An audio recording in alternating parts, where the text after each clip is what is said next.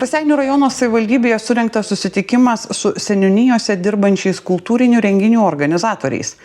Jo tikslas išgirsti praktikoje kylančius iššūkius ir kartu ieškoti sprendimų, kaip renginių organizavimo tvarką padaryti aiškesnę, paprastesnę ir kartu užtikrinančią visų teisės aktų reikalavimų laikymasi. Nors gyventojai renginius dažniausiai mato kaip šventę ar pramogą, jų organizavimas prasideda gerokai anksčiau – nuo leidimo, saugumo reikalavimų, viešosios tvarkos, higienos normų ir kitų procedūrų. Visa tai reikalauja atsakomybės ir glaudaus skirtingų institucijų bendradarbiavimo. Savivaldybės vadovai ir specialistai pabrėžia, kad jų tikslas ne apsunkinti renginių organizatorius papildomais formalumais, o sukurti aiškę ir visiems suprantamą tvarką. Todėl prieš teikiant atnaujintą renginių organizavimo tvarkos aprašą, tvirtinti rajono tarybai nuspręsta jį dar kartą aptarti su tais, kurie renginius organizuoja kasdien. Susitikimo metu buvo išklausytos kultūros darbuotojų pastabos ir pasiūlymai. Vienas svarbiausių numatomo pokyčių nevyriausybinėms organizatoriams ir kitiems renginių bendra organizatoriams, kurie renginius organizuoja kartu su savivaldybės įstaigomis, nebereikės atskirai gauti leidimo. Taip siekiama sumažinti biurokratinę naštą, tačiau kartu išlaikyti aiškią atsakomybę ir užtikrinti, kad visi renginiai vyktų saugiai bei laikantis galiojančių reikalavimų.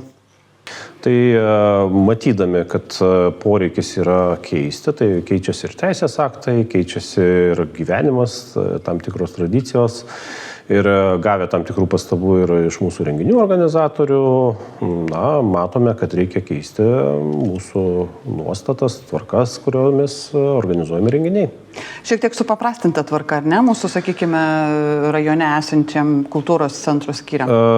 Kadangi vis tiek aukštesni teisės aktai įstatymai, kaip minėjau, keičiasi, jie dažnai griežtėja, atsiranda tam tikrų reikalavimų, kaip, pavyzdžiui, yra tam tikros antiteroristinės grėsmės, kai ten yra reikalavimas, kad supažindinti policiją ir panašiai, tai natūralu, kad to vadovaujantis reikia ir keisti ir aktus.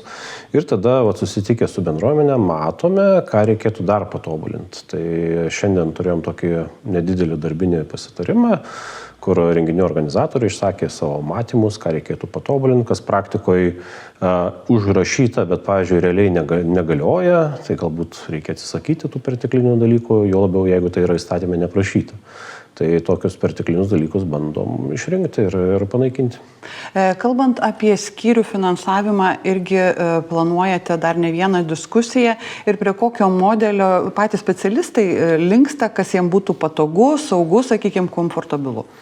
Tai antrasis klausimas buvo diskusija, kaip galėtų būti finansuojama. Tai šiek tiek pristatėme ir savo matymą, šiek tiek išgirdome ir pačių renginių organizatorių tam tikras nuostatas, tai susitarėme, kad susimatysime dar kartą. Dabar bendrom gairėm pasitarėm, kaip tai galėtų būti daroma, nes šiais metais, kaip pavyzdys, mes suskirstėme renginius tam tikrais lygiais. Tai yra valstybiniai renginiai, kaip, pavyzdžiui, sausio 13, vasario 16, kovo 11 ir taip toliau, kur yra aukščiausio lygio, kur jie iš karto metų pradžioje turi ir finansavimą, ir planus, ir kas ten turės būti daroma ir vyks. Paskui yra antrasis lygis, kur yra, tarkim, rajoninio tradiciniai renginiai, kur kiekvienais metais vyksta, ten po 10, po 15 metų turi tradiciją. Paskui trečio lygio renginiai, tai yra, pavyzdžiui, kokie nors bendruomenių, seniūnijų renginiai, paskui dar yra tas vadinamas žemesnio lygio, kur, pavyzdžiui, yra proginiai renginiai, tai tarėmės su renginių organizatoriais, kad galbūt būtų naudinga turėti kiekvienam renginių organizatoriui po tam tikrą krepšelį su suma. Dar dėl to sumos tarsimės su pačia bendruomenė, kaip jie matytų tą paskirstimą tarpusavyje. Ir su to krepšeliu tada renginių organizatoriai galėtų galvoti, ar jie nori vieną didesnį renginį daryti, ar jie nori ten kokius 4 mažesnius renginukus daryti, ar jie nori, tarkim, daugiau kokiam nors gėlėm išleisti sveikinimam kažkokiam, ar jie nori kokį nors atlikėją geriau pasamdyti. Ką patys kultūros specialistai kalba, kas jiems saugiau? Paprastai visą laiką saugu, kai tu metų pradžioje žinai, ką tu turėsi. Tai paprasta, nes užsakyti kokį nors atlikėją yra, metai prieš yra labai gerai.